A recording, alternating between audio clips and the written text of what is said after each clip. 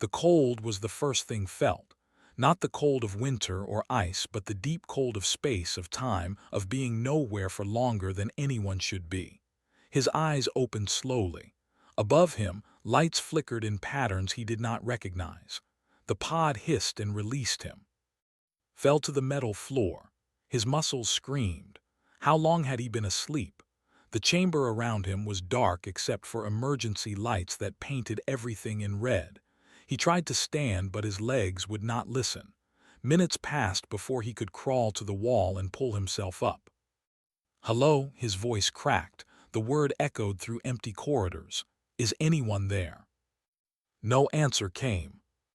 Stumbled through the ship, holding walls for support. The Eternal Horizon had been humanity's greatest achievement. A generation ship carrying 200,000 people to the stars. He remembered boarding it with his wife and daughter. He remembered the launch, the celebrations, the hope. But now the ship felt like a tomb. He found the bridge after what felt like hours of walking. The main computer was still running, barely. Collapsed into the captain's chair and activated the console. His hands shook as he typed in his access codes. The screen came to life. Words appeared that made his blood freeze. Mission time ELAPSCD.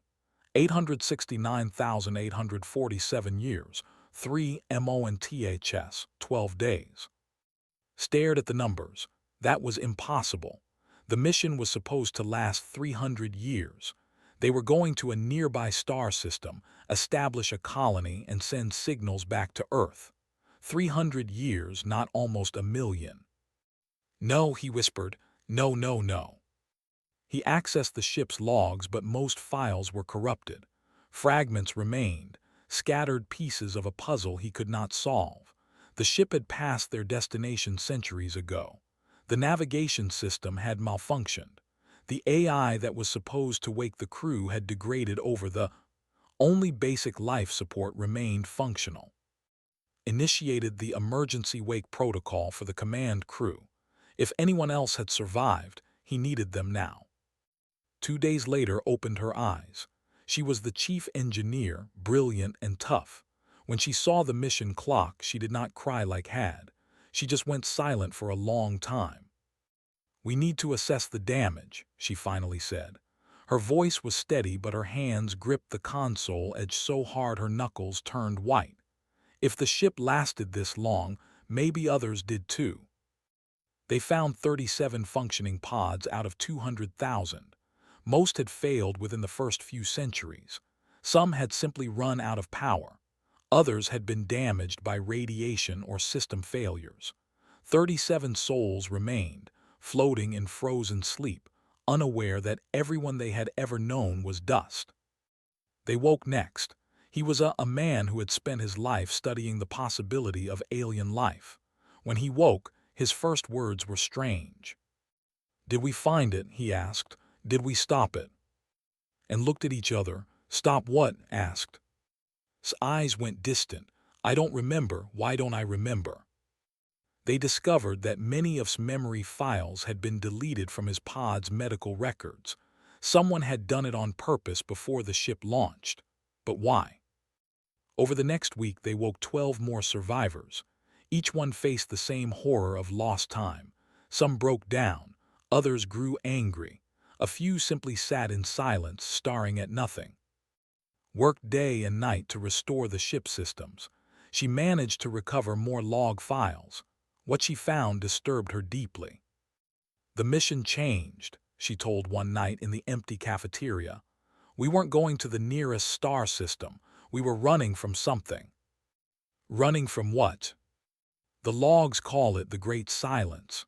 Every government on Earth detected something in deep space, something in the cosmic background radiation. They never told the public what it was, but it terrified them.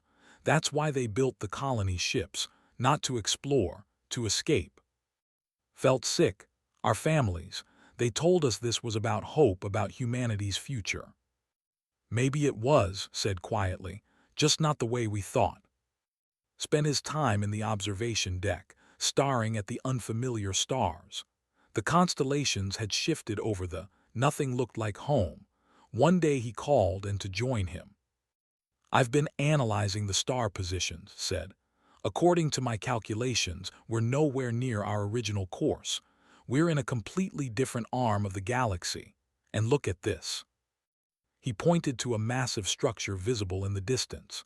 It was enormous, a sphere that wrapped around an entire star, catching all its light and energy. "That's not natural," said. "No," agreed. "Someone built that. We're not alone out here. We never were." The ship's sensors detected the other vessels at the same moment. 3 of them, sleek and perfect, moving toward the eternal horizon with clear purpose. They were unlike any human design, smooth curves and strange geometries that hurt to look at too long. Ran to the bridge. "We're being scanned, multiple ships closing fast." Activated the communication systems. "This is Captain of Earth Vessel Eternal Horizon. We mean no harm. We are explorers seeking." The response came not in words but in mathematical formulas and symbols. Console translated it slowly. "Unregistered intelligence DETECTED. Chaos signature present. Deviation from stillness protocol. Prepare for quarantine procedure." "They think we're dangerous," said. "We haven't done anything," protested. "Maybe that's not what matters to them." The alien ships moved closer. Weapons ports opened on their hulls, pulled up the ship's status on her screen. The Eternal Horizon was old, damaged, barely functional. But it had one thing the alien ships did not expect. "Our fusion drives are still operational," she said. "If I route emergency power." "Do it," ordered. Fingers flew across the controls. The ship shuddered as ancient engines roared to life for the first time in. Energy surged through conduits that had been cold for longer than civilizations lasted. The Eternal Horizon lurched forward, not fast but with raw, uncontrolled power. The alien ship stopped. Their sensors probably detected something impossible. The energy signature was chaotic, unpredictable, nothing like the organized signals they were used to. It was the signature of a species that had never learned to stay still. Across the galaxy, in places humanity did not know existed, alarms began to sound. Species that had forgotten the meaning of fear felt their hearts race. Ancient monitoring systems flagged an anomaly. The stillness that had kept the galaxy peaceful for 500,000 years detected something it could not categorize. Humanity had returned, and nothing would ever be the same. The hub was perfect. Every angle calculated, every surface smooth, every system operating at exactly the efficiency it was designed for. The massive sphere surrounded a yellow star, capturing every photon of light to power the Concordat civilization. 47 species lived under its laws, governed by the consensus engine, an artificial intelligence that had not made an error in 500,000 years. Inside the central chamber, representatives from each species gathered. They did not argue. They did not debate. The consensus engine presented facts and they accepted them. This was how the galaxy had achieved peace. This was the stillness protocol. But today, something was different. "Explain the anomaly," said one representative, a being of crystalline structure that spoke through light patterns. The consensus engine's voice filled the chamber. It was calm, emotionless, perfect. "A vessel has been detected in Sector 447. Analysis indicates technology consistent with pre-stillness era. Energy signature is chaotic. Radiation patterns suggest uncontrolled fusion reaction. Biological signatures detected. Species unknown." "Unknown," another representative, a creature with 6 limbs and silver skin, tilted its head. "There are no unknown species within Concordat space." "Correct. Therefore, this species originates from outside Concordat space or from before the stillness protocol was established." A silence fell over the chamber. Before the stillness was a concept that made them uncomfortable. It implied change, chaos, the dark times when species fought and destroyed each other. "What is the recommended course of action?" asked the crystalline being. "Quarantine and study. If the species proves compatible with the stillness protocol, integration will proceed. If not, elimination is required to preserve galactic stability." The representatives agreed without discussion. This was how things were done. But in a small cell deep within the hub, someone heard the news and felt something the others had forgotten: hope. Wu Nam had been a prisoner for 150 years. Time moved differently for her because of the stasis field that kept her alive. She had been captured from another human colony ship, one that had arrived in this part of space long ago. The Concordat had studied her, tested her, tried to understand why humans were so different from them. She was the only human they had ever found, until now. Wu sat up when the guard brought her meal. "I need to speak with the council," she said in the common galactic language she had learned. "You do not have speaking privileges," the guard replied. It was a simple statement of fact, not cruelty. "Another human ship has arrived. I can help you understand them." The guard paused. It consulted with higher authorities. An hour later, Wu was brought before a subset of the council. "Speak," commanded the crystalline representative. "My people are dangerous to you," Wu said. She had thought about this moment for decades. "Not because we want to hurt you, but because we are everything you have tried to eliminate. We change, we adapt, we create and destroy and rebuild. We feel things strongly, we disagree with each other, we make mistakes. These are the qualities the stillness protocol was designed to remove," the representative said. "They lead to conflict." "They also lead to growth," Wu countered. "Your people have been the same for 500,000 years. Your technology hasn't advanced. Your art hasn't evolved. Your philosophy hasn't deepened. You've achieved peace by becoming frozen." "We have achieved perfection." Wu shook her head. "Nothing perfect lasts forever. The universe itself changes. If you can't change with it, you'll die." The representatives looked at each other, uncertain. This was a new feeling for them. Uncertainty was not supposed to exist under the stillness. "What do you propose?" one of them finally asked. "Let me talk to them. Let me be the bridge between our species. Maybe we can find a way to coexist." They discussed this for several minutes, which was longer than any decision had taken in centuries. Finally, they agreed, but with conditions. Wu would communicate through monitored channels only. Any attempt to subvert the stillness would result in immediate termination of both her and the newcomers. Meanwhile, aboard the Eternal Horizon was working on restoring the ship's communication systems.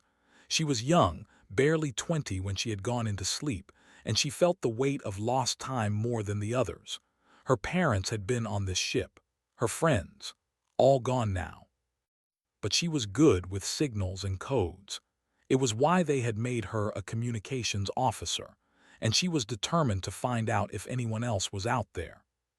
She set up a broad-spectrum broadcast, sending out mathematical proofs and basic greetings in multiple formats. For 3 days, nothing came back except automated responses from the Concordat ships that were still following them at a distance.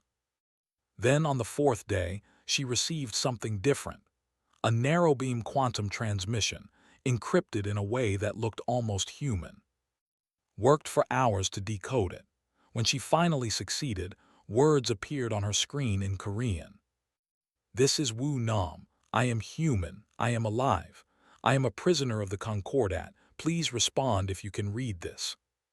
His hands shook as she typed a response.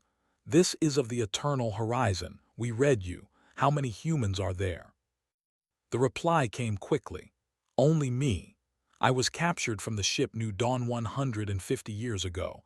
Everyone else on my ship died when we tried to resist Concordat quarantine. Don't resist them.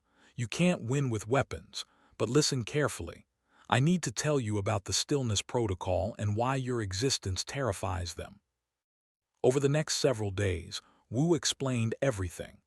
The Concordat had achieved peace by using technology to suppress the natural traits that caused conflict. They had removed aggression, ambition, curiosity beyond approved limits, and strong emotions from their biology.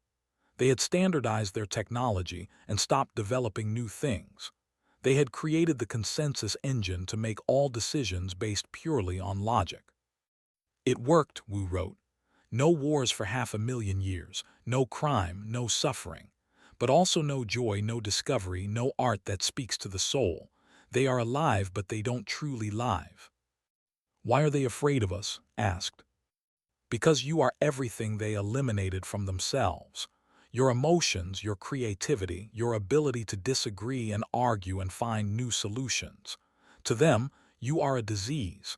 But here's what they don't understand. They're dying. What do you mean? I've had a long time to study their science. They don't know it yet, but their biological systems are degrading. Evolution requires change.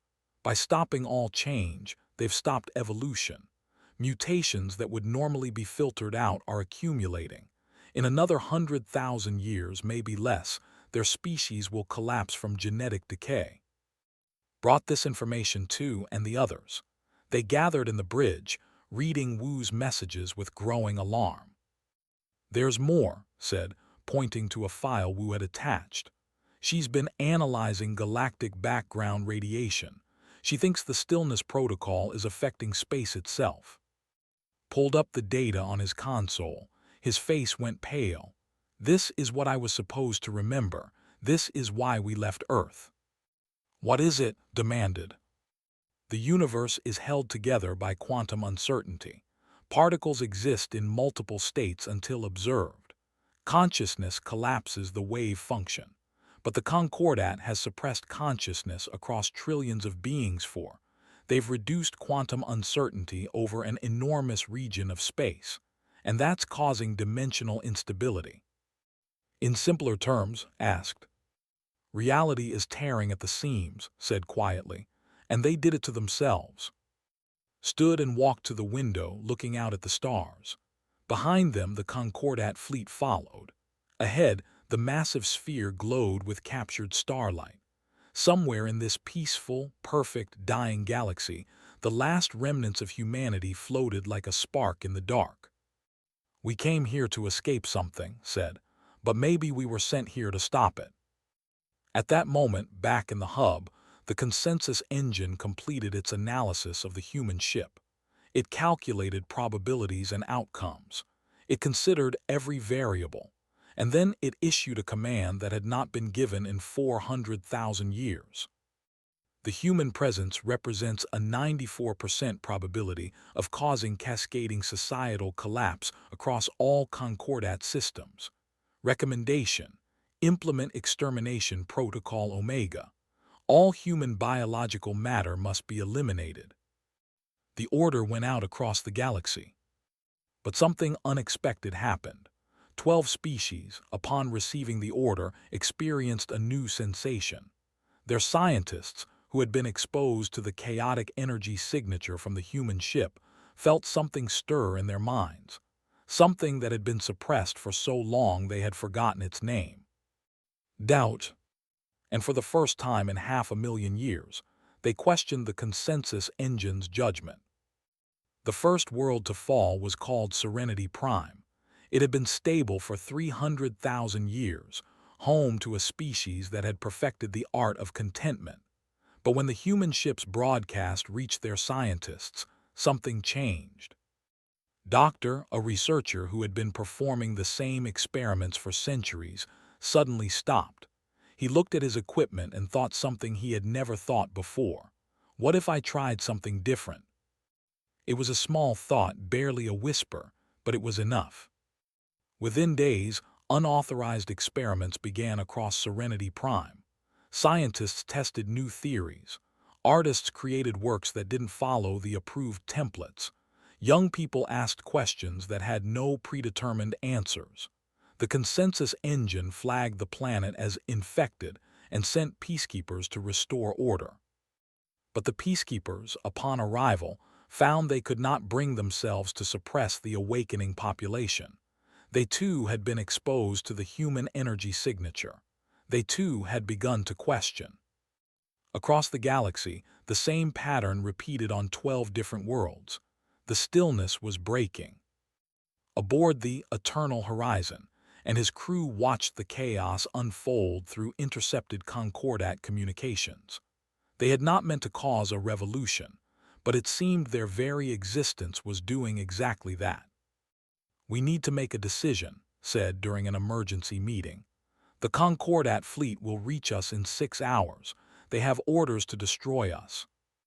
"Can we fight them?" asked one of the newly awakened crew members, a woman named Min. She had been a military pilot before sleep, and her instincts were sharp. "Not with this ship," replied. "We're barely functional. They have weapons that can vaporize planets." "Then we run," said. "Where?" asked. "They control the entire galaxy." Had been quiet, studying data on his console. Now he spoke up. "Not the entire galaxy. There are regions they avoid, dead zones, areas where the stillness protocol doesn't work properly, maybe because the local space is naturally chaotic." "How far?" asked. 3 days at maximum speed, but our engines might not survive the strain." "They definitely won't survive if we stay here," Min said. "I say we run." Looked around the room at the faces of his crew. 12 people awake now, with 37 more still in sleep. 37 souls depending on his decision. He thought about his wife and daughter, long dead, and wondered what they would want him to do. "Prepare the engines. Send one final broadcast.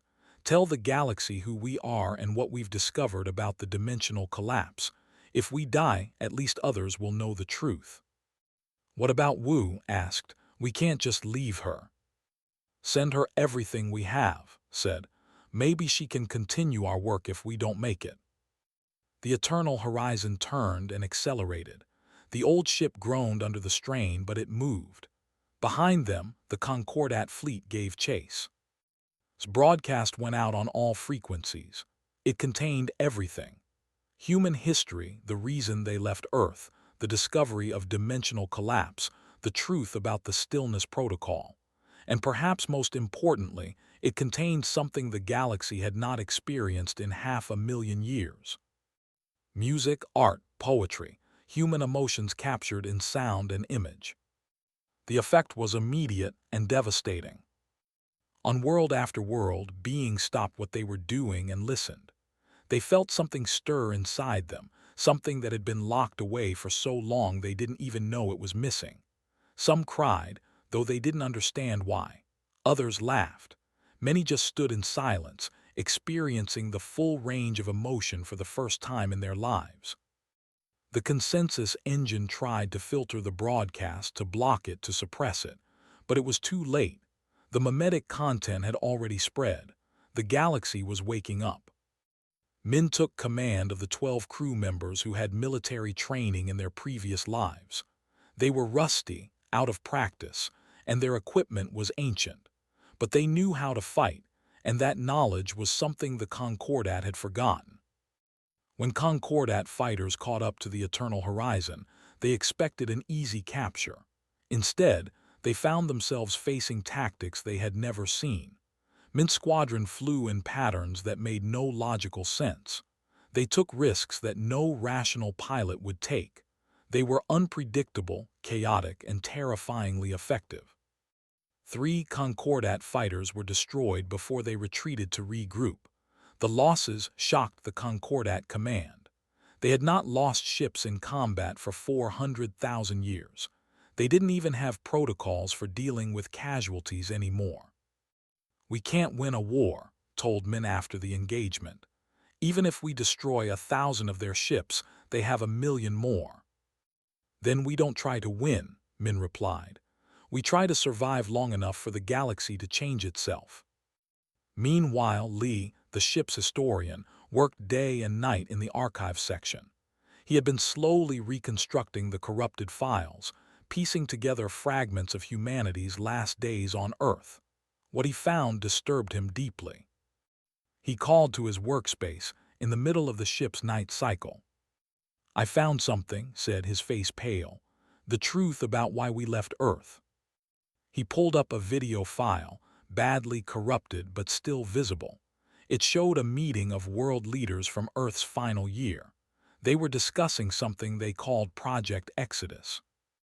"We detected an anomaly in deep space," one leader was saying. "A tear in the dimensional fabric. At first we thought it was natural, but then we realized it was artificial. Someone or something had done this, and it was spreading." Another leader spoke. "Our scientists calculated that the tear would reach our galaxy in approximately 1 million years. When it does, our entire region of space will cease to exist. Not destroyed, just cease." "What can we do?" asked a third voice. "We can't stop it with our current technology, but we might be able to survive it. If we spread humanity across the galaxy, evolve ourselves, adapt to the changing dimensional structure, we might become something that can exist in the new reality. That's why we're building the colony ships. Not to run away, but to prepare." The video ended. Stood in silence for a long moment. "We weren't refugees, we were seeds." "Exactly," said. "Humanity was supposed to spread across the galaxy, evolve in different ways, learn from other species. And together, all that diversity would allow us to survive the transition. But we found a galaxy that had stopped evolving. We found the stillness. And the stillness is making the tear worse," realized. "By suppressing quantum uncertainty, they're accelerating the dimensional collapse." "I ran the numbers," said. "Based on current rates, the collapse won't happen in 1 million years. It will happen in 200 years. Felt the weight of that knowledge settle on his shoulders. 200 years. In cosmic terms, that was tomorrow. "We need to tell everyone," he said. "I already gave the information too. She's including it in her next broadcast." The Eternal Horizon reached the edge of the dead zone 3 days later. The Concordat fleet followed but stopped at the boundary. Their sensors showed the region ahead was filled with radiation, unstable gravity wells, and chaotic energy patterns. Ships that entered rarely returned. "They won't follow us in there," said, looking at the sensor readings. "But I don't know if we'll survive it either." Before could respond, new contacts appeared on the sensors. Ships were emerging from the dead zone, not Concordat vessels. These were different, crude, patched together but functional, and they were broadcasting in a language that made heart stop. Korean, English, Mandarin, Swahili, Arabic, a dozen human languages. "This is the colony ship Wayward Son," came a voice over the radio. "We read you, Eternal Horizon. Welcome to the free human territories. We've been waiting a long time for another ark to arrive." A woman's face appeared on the screen. She looked human but wrong somehow. Her eyes glowed faintly and her skin had a metallic sheen. Behind her could see crew members who were even more modified. Some had mechanical limbs. Others had faces that were more machine than flesh. "I'm Captain Song," the woman said, "and we have a lot to talk about." Realized that humanity's return to the galaxy was more complicated than he had thought. They were not alone. Other human ships had survived, but they had changed, evolved, become something new, and now 2 very different versions of humanity were about to meet. The galaxy couldn't survive the shift, but was beginning to understand that humanity might not survive it either, at least not as they once were. The meeting between the 2 human groups did not go well. Song came aboard the Eternal Horizon with 5 of her crew members. They moved with mechanical precision, their augmented bodies humming softly with power. Tried not to stare at their modifications, but it was difficult. One man had replaced his entire left side with machinery. A woman had eyes that glowed blue and could apparently see in multiple spectrums. "You're still baseline," said, looking at and his crew with something that might have been pity. "After all this time, you never enhanced yourselves." "We were asleep," replied, trying to keep his voice neutral. "We didn't have the opportunity." "Opportunity," laughed, but there was no warmth in it. "We've been awake for 400,000 years. We built civilizations, destroyed them, rebuilt them again. We learned that flesh alone is weak, so we became stronger. Stepped forward, how many of you are there? The wayward sun carried 50,000 colonists originally. We woke everyone within the first century. Now there are about 8 million of us spread across 15 systems in the dead zones. We've grown, evolved, adapted. We're not like the Concordat. We didn't stagnate, but we're also not like you anymore. Min crossed her arms. You think you're better than us? I think we're survivors, said, and survival requires change. You baseline humans, you're holding onto something that doesn't exist anymore. The humanity you remember is gone. Earth is probably gone. Everything we were is dust. The only way forward is to let go. I disagree, said a quiet voice. Everyone turned to see step forward. Survival isn't just about physical adaptation. It's about maintaining what makes us who we are. Our compassion, our creativity, our ability to see beyond ourselves. If we lose that, we're not surviving. We're just becoming machines that happen to have human DNA. Says the man who's been asleep for almost 1,000,000 years, one of his crew members muttered. The tension in the room was thick enough to cut, raised his hands. We're not here to fight each other. We're here because we all face the same problem. The dimensional collapse is accelerating. We have 200 years at most. If we don't work together, all versions of humanity die. Nodded slowly. Fine, show me what you've learned about the collapse. They spent the next several hours sharing information, presented his research on the original mission parameters, explained the connection between the stillness protocol and the dimensional instability, demonstrated how the collapse was creating pockets of space where normal physics didn't apply. His crew contributed data from their own observations. They had been studying the dead zones for centuries, mapping the regions where reality itself seemed to fray. They had even lost entire colonies to sudden dimensional shifts. The Concordat is the problem, said bluntly. Their stillness protocol is killing the galaxy. We need to destroy them. No, came a new voice over the communication system. It was Wu, who had been listening in through the quantum link maintained. That's not the answer. The Concordat species are victims too. They were manipulated into accepting the stillness. If we destroy them, we're no better than what we're fighting against. Then what do you suggest? Asked. I suggest we show them the truth. I've been working with some Concordat scientists who are awakening. There's a movement growing. Species that want to abandon the stillness. If we help them, we might be able to stop the collapse without genocide. Before anyone could respond, alarms blared throughout the ship, ran to a console. Multiple contacts incoming. It's not the Concordat fleet. The screens showed something else emerging from deeper in the dead zones. Massive constructs, geometric and ancient, moving with purpose. They were heading straight for both human fleets. What are those? Demanded. His face went white. They're ours. Old Earth military AI. The doomsday machines we built before the colony ships launched. They were supposed to protect humanity if something went wrong during the journey, but they were never supposed to wake up. Someone woke them, said, already moving toward her ship. And I think I know who. The Concordat must have found the old command codes when they captured human ships decades ago. But shook his head. No, the AI woke themselves. They monitor humanity's status across the galaxy. When they detected that we were under threat, they activated. The problem is, we've been gone so long, they don't recognize what we've become. To them, we're all potential enemies. The AI constructs opened fire. They didn't target just the Concordat ships in the distance. They targeted everyone. Min scrambled to her fighter. All pilots launch now, defensive formation. The battle that followed was unlike anything had ever imagined. The AI constructs were relentless, analyzing and adapting to every tactic within seconds. Augmented humans fought with enhanced reflexes and coordination.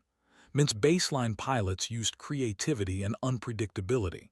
And in the distance, Concordat ships, confused by the three-way conflict, tried to restore order. Worked frantically at her console. I'm trying to access the AI command protocols, but the codes are 800,000 years out of date. I need more time. We don't have time, said, watching ships explode on the screens. Then Wu's voice came through again. I have an idea, but you're not going to like it. The AI are protecting humanity, right? What if we showed them what humanity really needs protection from? Not the Concordat, not each other, the dimensional collapse. How do we do that? Asked. We send them directly into a collapsing region of space. Let them see it for themselves, but someone has to lead them there, and whoever does probably won't make it back. Silence fell over the bridge. Mint's voice came over the radio. I'll do it. No, said immediately. I'm the captain. This is my responsibility. With respect, Captain, you're needed to rebuild whatever comes after this. I'm a pilot. This is what I do. Before could argue further, Mint's fighter broke formation and streaked toward the nearest AI construct. She transmitted a direct challenge, flagging herself as a primary threat. The AI's logic was simple. Eliminate threats. It followed her. Min led the construct on a chase through the dead zones, toward a region where sensors showed reality itself was tearing apart. The AI followed, calculating, analyzing, trying to predict her movements. But Min wasn't following logic. She was following her instincts, her training, her humanity. They reached the dimensional tier. Space looked wrong there, colors that shouldn't exist, angles that hurt to perceive. Min dove straight in. The AI followed. For a moment, nothing happened. Then the AI's signature changed. It stopped attacking. It stopped moving. Its sensors must have shown it what was happening to the universe, the truth that humanity had been trying to prevent. The other AI constructs received the data transmission from their companion. One by one, they halted their attack. They had new mission parameters now, not to protect humanity from external threats, but to help humanity save the universe itself. But Min never came back. Her ship had been torn apart by the dimensional instability. She had given her life to save both versions of humanity and potentially the entire galaxy. Back on the eternal horizon, stood at the window looking out at the stars. He felt old, tired, and utterly lost, but he also felt something else: determination. She bought us time, said, standing beside him. Her augmented eyes were dimmed in what might have been respect. We need to use it. Agreed, said. A new voice spoke up. It was Boram, a young Concordat scientist who had been listening to the human broadcasts from her station in the hub. She had secretly been working with Wu, and now she appeared on their screens. I've been studying your data, Boram said. She was Vale, a species with translucent skin and large eyes. I think I know how to reverse the dimensional damage, but it requires something the galaxy has never done before. What? Asked. Cooperation. Real cooperation. Every species working together, maintaining a quantum consciousness network across the entire galaxy. It would stabilize reality by ensuring enough conscious observation to maintain dimensional integrity. That sounds like it would require permanent commitment, said. Volunteers who give up their individual autonomy. Yes, Boram said quietly. It would be a sacrifice, a big one, but it's the only way I can see to save everyone. Looked at the faces around him. Baseline humans and augmented humans, awakened Concordat species and ancient AI, all different, all changed, all facing the same existential threat. Then we find volunteers, he said. We save the galaxy, and we do it together. The hub was no longer perfect. Cracks had appeared in its smooth surfaces. Systems flickered. Debates raged in chambers that had been silent for. The stillness protocol was collapsing, and with it, the order that had defined galactic civilization for 500,000 years. Stood in the central chamber, surrounded by representatives from 47 species. It had taken 3 months to arrange this meeting. 3 months of careful negotiation, of building trust, of convincing beings who had been enemies or strangers to work together. Beside him stood, representing the augmented humans. Her mechanical enhancements glinted in the light, a reminder of how far humanity could change. On his other side was Boram, the young Vale scientist who had become the bridge between species. And watching from a secure connection, freed at last from her prison, was Wu. "We have analyzed your proposal," said the crystalline representative who had first questioned the consensus engine months ago. "It is radical, dangerous, but we see no alternative." Stepped forward, holding a data pad. "The quantum consciousness network will require 10,000 volunteers from each major species. They will be linked together, their minds forming a living web that spans the galaxy. Their thoughts will constantly observe and stabilize the quantum state of spacetime." "What will happen to these volunteers?" asked another representative, a being with silver skin and multiple limbs. "They will remain conscious," explained, "but their individual thoughts will be part of a larger whole. They won't lose themselves completely, but they won't be entirely individual either. It's a sacrifice." "How long must they maintain this network?" someone asked. "Forever," said quietly, "or at least until the universe finds a new equilibrium. Thousands of years, maybe millions, we don't know." The chamber erupted in discussion. For species that had forgotten how to disagree, the noise was overwhelming. Arguments flew back and forth. Some representatives wanted to refuse, others saw the necessity. A few questioned whether saving the galaxy was worth such a price. Waited for the chaos to settle, then he spoke. "I know what I'm asking is terrible. No one should have to give up their individual freedom to save others. But here's the truth. We're already connected. Every conscious being in this galaxy is part of the same reality. When the dimensional collapse comes, it won't care which species was right or wrong. It won't care about our politics or our history. It will simply erase us all." He paused, looking around the chamber. "My species has been gone for nearly 1,000,000 years. We woke up to find a galaxy we don't recognize, but we also found something worth saving. You, all of you, your cultures, your knowledge, your potential. The stillness protocol nearly killed that potential, but it's coming back now, and I refuse to let it die again." Stepped forward. "The augmented humans will contribute our share. We've changed our bodies, but our minds are still human. We still dream. We still hope. We'll do whatever it takes." Boram spoke next. "The Veil will also volunteer. We were among the first to awaken from the stillness. We've remembered what it means to truly live. We won't abandon that gift now, even if it means sacrifice." One by one, representatives stood and pledged their species' participation. Not all of them. Some refused, choosing to take their chances with the collapse rather than submit to the network. But enough agreed. More than enough. The preparations took 6 months. In that time, the galaxy transformed. The AI constructs, now working with humanity instead of against them, helped build the network infrastructure. Massive quantum processors were placed in strategic locations across every habitable system. Volunteer recruitment began. Expected it to be difficult to find 10,000 human volunteers. Instead, he found 50,000 willing to join the network. People who had been awakened from sleep, who had lost everything they knew, who wanted their sacrifice to mean something. Was among them. "You don't have to do this," told her the night before the network activation. "Yes, I do," she said.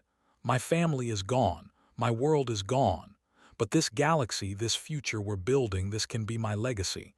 Let me do this, Captain." Embraced her, fighting back tears. "Thank you." The day of activation arrived. Across the galaxy, volunteers entered connection chambers. Neural interfaces were attached. Quantum links were established. The process would be gradual, taking hours to fully integrate all participants. Stood in the control center with End. They watched as the network came online, a web of consciousness spreading across the stars.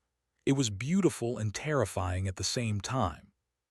Dimensional stability increasing, reported. It's working. The tears are beginning to heal. But then something unexpected happened.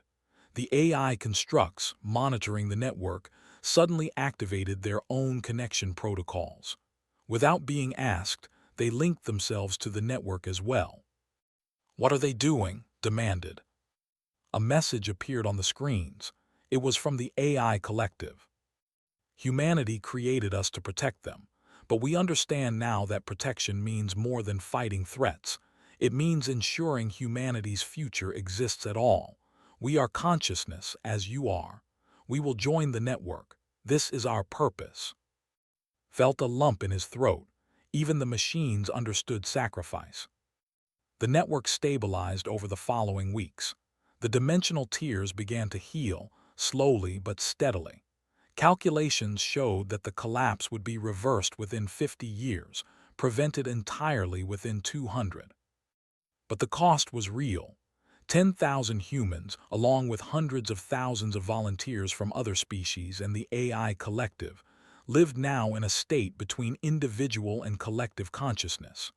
They could still think, still feel, but their thoughts echoed across the galaxy, forever bound to their purpose. Sent one final message to through the network. "I can feel them, Captain, all of them, every species, every mind. It's overwhelming but also beautiful. I'm not alone. None of us are. Tell everyone this was worth it." With the immediate crisis averted, attention turned to rebuilding. The Concordat was dissolved by mutual agreement, replaced by a new governing structure called the Galactic Assembly. It was messy, chaotic, and inefficient. Species argued constantly. New ideas clashed with old traditions, but it was alive in a way the old system never was.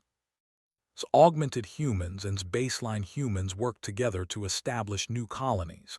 They shared technology but respected each other's choices about enhancement. Some baseline humans chose augmentation. Some augmented humans chose to have children who would be born without modifications. Both paths were accepted. Wu, finally free, became an ambassador between species. She spent her remaining years teaching others about humanity's history, ensuring that the lessons learned would not be forgotten. Recovered more of his deleted memories. He learned that he had volunteered to forget, to protect sensitive information about humanity's mission. Now he worked to document everything, to ensure future generations would know the truth. Created a massive archive of galactic history, including both the time of stillness and the awakening. He called it the Gallery of Change, a reminder that evolution, growth, and adaptation were the natural state of all conscious beings. 5 years after the network activation, stood in the observation deck of a new station built in neutral space. Representatives from dozens of species were gathering for the first Galactic Assembly Summit. Through the window, he could see construction ships building new colonies, research vessels exploring unknown regions, and transport ships carrying people and goods across the galaxy. Boram approached him, her translucent skin glowing softly. "We did it," she said. "We saved the galaxy." "You saved the galaxy," corrected. "You figured out the solution." "But you convinced everyone to actually do it," Boram replied. "That was the harder part." They stood in comfortable silence for a moment. Then Boram asked the question that had been on her mind for months. "What happens now? The galaxy is saved. The network is stable. What is humanity's role in this new future?" Thought about this for a long time. He thought about Earth, lost to time. He thought about the 200,000 colonists who had trusted him to lead them to a new home. He thought about Mint's sacrifice, his choice, and all the humans who had given everything to make this moment possible. "Humanity doesn't have a role," he finally said. "We're not special anymore. We're not the saviors or the heroes. We're just one species among many, trying to figure out how to live in a universe that's bigger and stranger than we ever imagined. And that's exactly how it should be." "But you are special," Boram insisted. You came back after almost 1 million years and changed everything. You broke the stillness. You showed us how to dream again. We didn't do that alone, said. You did it too. Your species and the others who chose to wake up. We just reminded you that change is possible, that growth is worth the risk, that being alive means more than just existing. A child approached them, small and curious. She was half human, half Veil, part of the first generation born after the awakening. She looked up with large, wondering eyes. Are you really from Earth? She asked. Knelt down to her level. I am, a very long time ago. What was it like? Smiled. It was beautiful, blue oceans and green forests, cities that touched the clouds, music and art and millions of people, all different, all trying to find their way. But you know what? This galaxy you're growing up in is just as beautiful. Maybe more so because you have so many different worlds to explore, so many different people to meet. Will you tell me stories about Earth? The child asked. I will, promised. But I'll also tell you stories about what comes next, because the future is more important than the past. The child smiled and ran off to play with other children, human and alien alike, their laughter echoing through the station. Boram touched the shoulder gently. You know what she asked you, about humanity's legacy. Yes. I think you just answered it. You don't leave monuments or empires. You leave questions, possibilities, the space for others to grow and change and become something new. That's the gift humanity brought back to the galaxy. Nodded slowly. She was right. The galaxy couldn't survive the shift to a universe without change, without growth, without the chaos that came with consciousness. But through that chaos, through that willingness to sacrifice and adapt and try new things, they had found a way to not just survive but thrive. Humanity had returned to the stars after 870,000 years. They found a galaxy dying of perfection and helped it remember how to live. And in doing so, they had ensured that both humanity and countless other species would have a future worth fighting for. The shift had come, the galaxy had survived, and now the real work of building something better could begin.